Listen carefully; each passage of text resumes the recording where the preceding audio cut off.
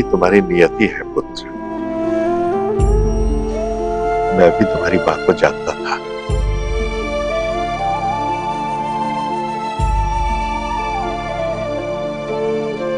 किंतु आप मेरी माँ को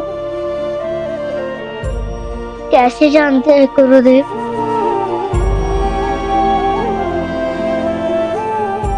पुत्र, क्योंकि तुम्हारी माँ के कहने पर मैंने तुम्हारे पिता का अंतिम संस्कार किया था। मेरे पिता?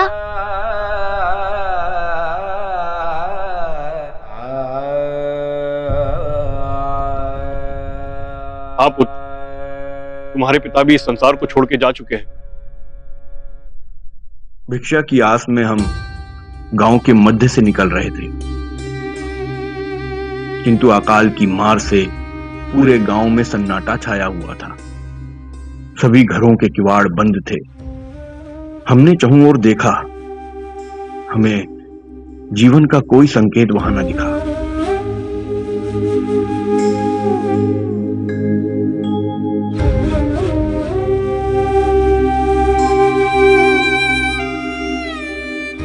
दक्षिण के इस क्षेत्र में तो घोर अकाल का प्रकोप लगता है किलदेव जी। आप सत्य कह रहे हैं। कदाचित इसलिए इस ग्राम में कोई दिखाई नहीं दे रहा है। संभव है ग्रामवासी स्थान को छोड़कर अन्यत्र कहीं चले गए हैं। हम उस गांव से प्रस्थान करने ही वाले थे कि हमारी दृष्टि एक घर के खुले हुए द्वार पर पड़ी। वहां सामने के घर का द्वार खुला है। अवश्य वहां कोई होगा। चलो चलकर वहां देखते हैं। कदाचित परमात्मा वहीं से भिक्षा का कोई प्रबंध करा दे। आइए।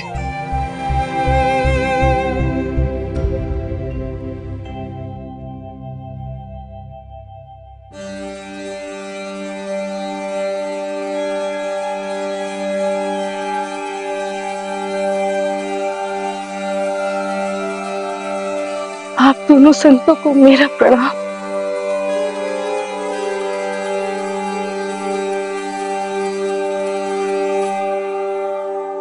देवी, हमें भिक्षा चाहिए।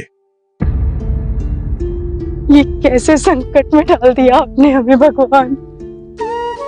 मैं विवश हूँ। मेरे घर में अनाज का एक दाना भी नहीं है।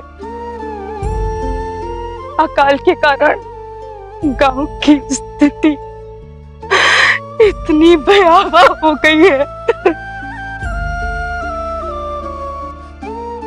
मेरा हृदय बहुत द्रवित है महाराज।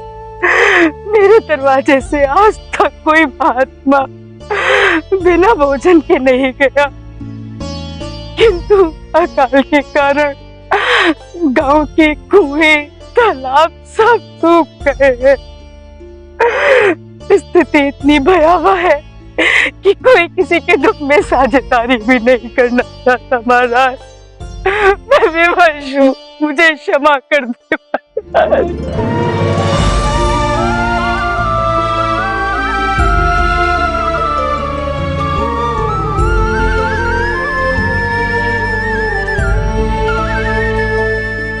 उठिए देवी।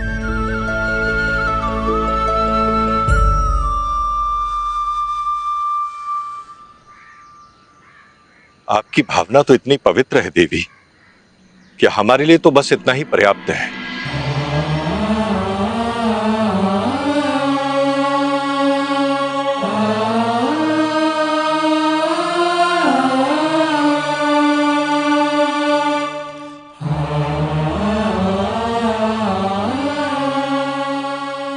ये हमारे पास थोड़ा सा अनाज है, आप रख लीजिए, आपके काम आएगा। नहीं नहीं महात्मा देव, मैं आपको देने में असमर्थ हूँ।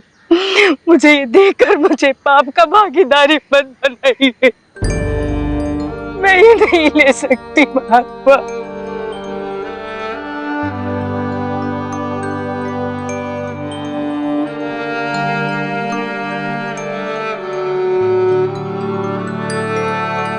देवी, आपको ऐसा कदापि नहीं सोचना चाहिए।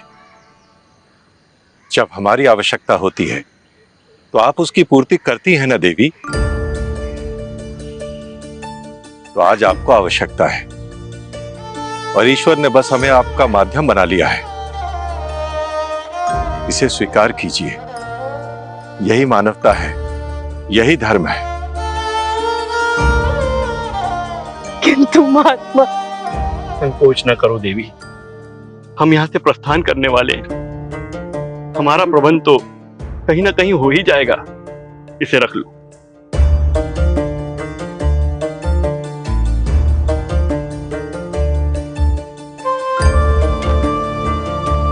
आपका बहुत बहुत आभार। कल्याण हो।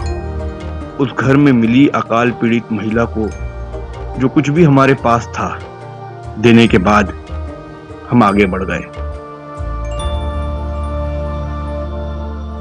हम थोड़े ही दूर गए थे कि हमने अपने पति की मृत्यु से व्यथित तुम्हारी मां को देखा, जो उनकी चिता पर विलाप कर रही थी। पुत्री, तुम्हारे पति का अंतिम संस्कार हम करेंगे।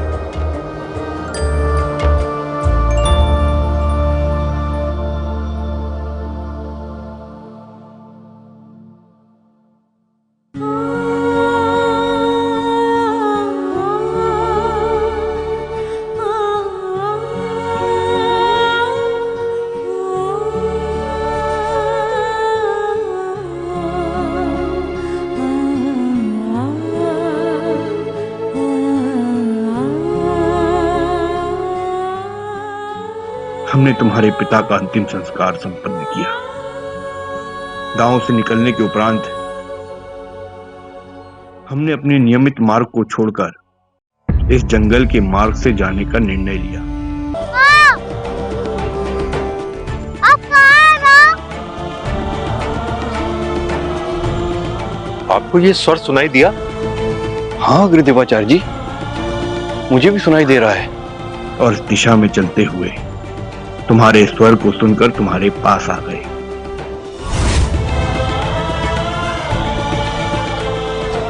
कौन हो तुम?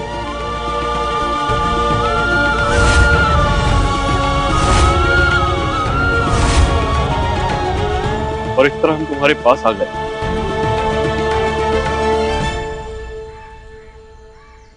नाभा, अवश्य ही सृष्टि ने तुम्हें किसी महान कार्य के लिए भेजा है पुत्र, और इसीलिए जंगल के मध्य में परमात्मा ने हमें इस ओर आने का संकेत दिया था। आपके कारण मुझे मेरे नेत्र मिले। अब तो मेरे माता पिता में से कोई भी जीवित नहीं। अब मैं आपके साथ रहूंगा गुरुदेव। अवश्य नाभा, अवश्य। किंतु पुत्र, उससे पहले तुम्हें एक दायित्व को पूर्ण करना होगा। तुम्हें अपनी मां का अंतिम संस्कार करना होगा नाभा।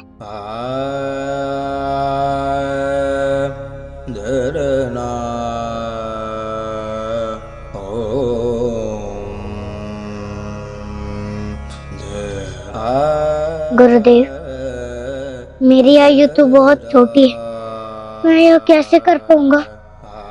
विधि विधान हम करवाएंगे। तुम अपनी मां को मुखाग्नि देना, यही पुत्र का धर्म है। जी गुरुदेव।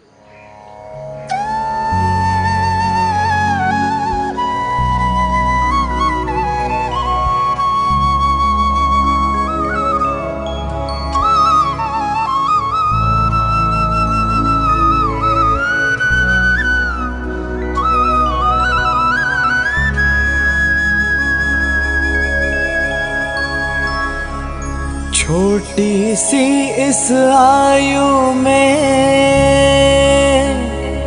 मन पर कितना भार, पुत्र धर्म भी निभा रहे, जीवन का ये सार। मात पिता भी चले गए, गया घर द्वार, अब तो दोनों गुरु है केवल, नाभा का परिवार। छोटी सी इस आयु में मन पर कितना भार, पुत्र धर्म भी निभा रहे जीवन का ये सार।